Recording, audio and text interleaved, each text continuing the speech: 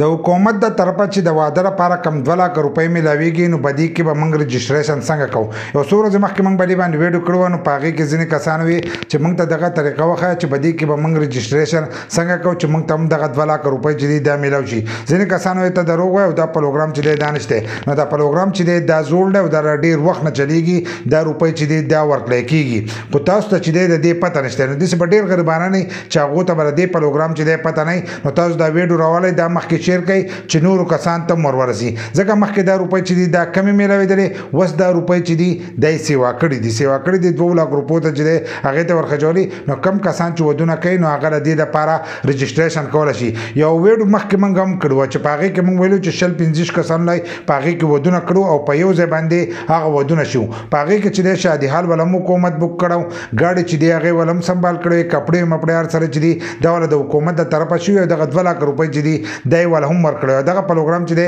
دا په ډېر اسماعیل خان کې شو او د خیبر پښتونخوا وزیر اعلی چې دی هغه دغه پروګرام کړو اوس چې دی دا تاسو ته په ټول ملک کې چې دی دا روپۍ میلاویږي لکه راله بیت المال روپۍ دي او دا د غریبانان دپاره دي داسې نه دي چې دا قرض روپۍ دي دا تاسو چې دی تاسو له بدل کوه واپسي چې دي دا بس تاسو نه غواړئ دا قرض روپۍ نه دي دا به تاسو ته د حکومت د طرفه چې دی دغه شان میلاویږي او دا د واده لپاره روپۍ دي نو د دې رجسټریشن چې دی هغه ښه په اسانو سره کېږي په هر ویلیج کونسل کې چې دی یو د زکات چیرمن چې دی دی زکات چیرمني نو د هغه سره یو فارم چې دی هغه میلاویږي هغه فارم چې دی هغه به تاسو رالی او هغه فارم به ډکوئ چې هغه فارم تاسو ډک کوئ نو د هغې نه وروسته چې دی دا روپۍ به تاسو ته میلاویږي خو په هغه کسانو ته میلاویږي هغه زنانو ته چې د کمو نکاحونه شوي داسې نه چې نکاح نه شي او هغوی چې دا روپۍ میلاویږي نو نکاح چې دی دا به شي ځکه چې په هغې کې به د هلک د پلار شناختي کارډ د هلک شناختي کارډ چې دی دا په کې دغه شانتې د جنۍ د پلار شناختي کارډ د جنۍ شناختي کارډ چې دی دا به لګي داسې نه چې په پارامبي باندې به کېږي زیاتر زموږ په علاقو کې جنکۍ چې دي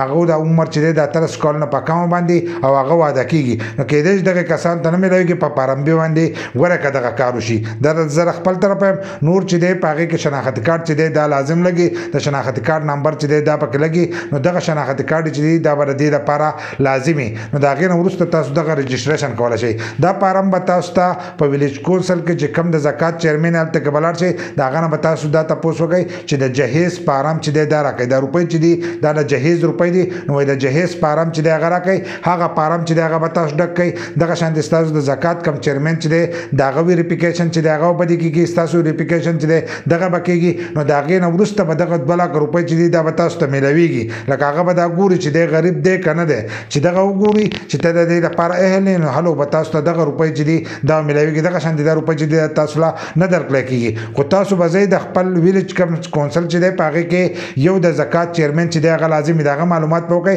د هغه نه هم راغسته شي یا ډایرکټ د زکات دفتر ته چې دی هلته کوم تللی شي د هغو نه هم دغه فارم چې دی هغه راغسته شي او دغه فارم ډک کئ نو تاسو ته به د حکومت د طرفه د جهیز دپاره دغه 2 لک روپۍ چې دي دا به تاسو ته میلاو شي